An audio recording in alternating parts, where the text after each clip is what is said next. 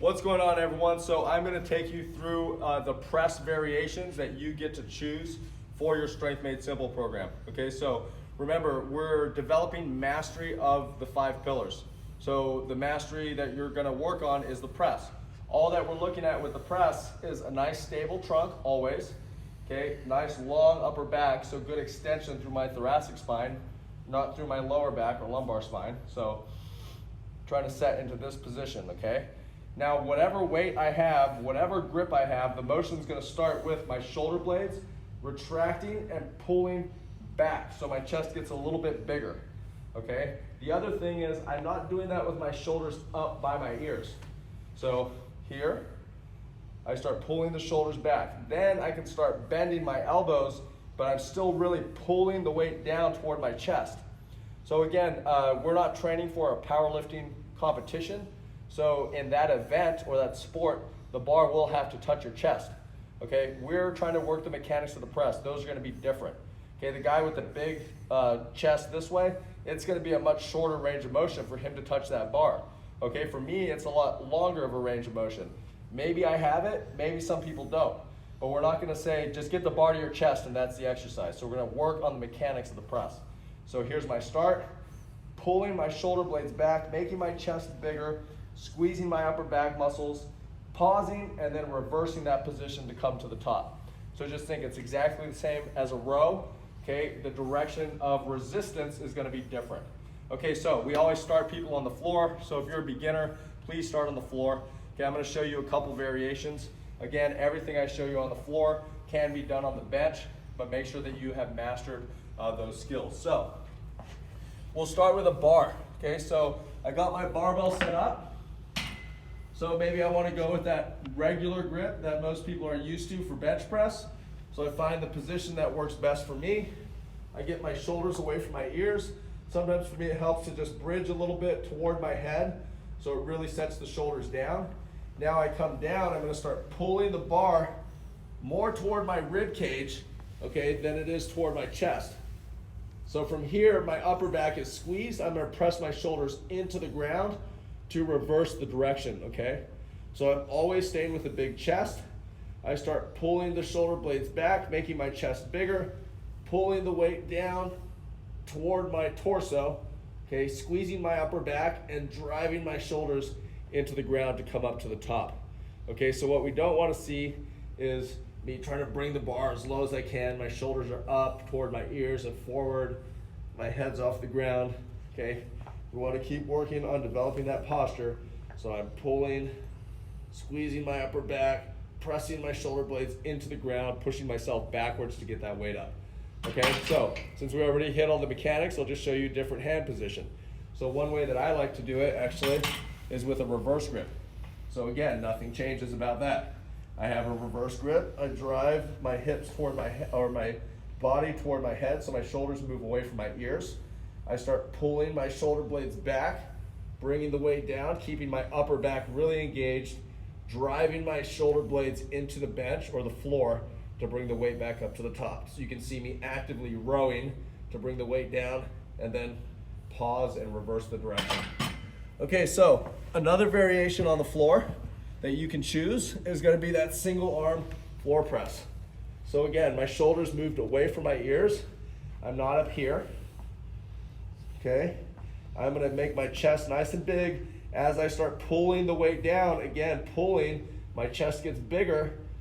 Okay, nice big chest at the top. Everything's nice and open. Then I'm going to push my body away from the weight into the ground to bring the weight back up to the top.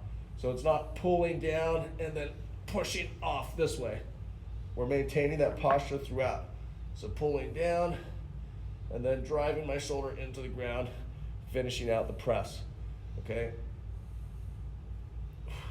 So those are our floor variations. Now again, if you have a football bar, I prefer the football bar for that floor press, so I'm usually using a football bar or a dumbbell. If I don't have a football bar, I actually prefer reverse grip.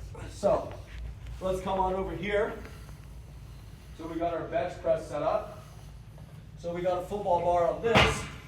So we'll just talk about that briefly, but again, the mechanics aren't going to change. Maybe you have a little bit more range of motion that you can go through, maybe. So I get set, I ground my feet, squeeze my glutes, get them nice and active, pull my shoulder blades away from my ears, come up to that start position. Okay, abs are nice and tight. Okay, again, glutes engaged, pull the weight down toward my chest, whatever that motion is or range of motion is for you. Pause, you see how the bar is not touching my chest, then reverse the motion to come back up. Okay, so pulling the weight down, keeping my shoulder blades away from my ears, really pulling, pause at the bottom, and press to come up to the top. Okay, so we got another couple variations that we're gonna do on the bench. So regular bench press, again, it's one arm, so you're really gonna feel that your abs or your trunk has to be engaged and working here. So let's just move this away. So variation one, regular. So the way we always coach this, start with your shoulder blades pulled together in the back, both of them, and then I'm gonna start pulling the weight down to that bottom position, nice open chest, abs really have to engage, come up to the top. Okay, the last variation that we have for our horizontal presses is my body's halfway on the bench. Okay, so you're gonna have to use a lighter weight for sure when you're gonna do this. So I'm gonna lie back down, my head's halfway off, my spine's off. Note how my knee is not caving in, it's pointing out. So my glute's gonna be very active here. My opposite hand's on my hip, my mechanics don't change. I'm pulling the weight down and pressing back up. Okay, so nice big chest. Okay, and that's pretty tough variation, but that's really a great one for really working your rotators. You can feel your glute working. That's a real challenge. So the last press that we have for you is a landmine press, so no longer a horizontal press. We're not gonna show a straight over the head press.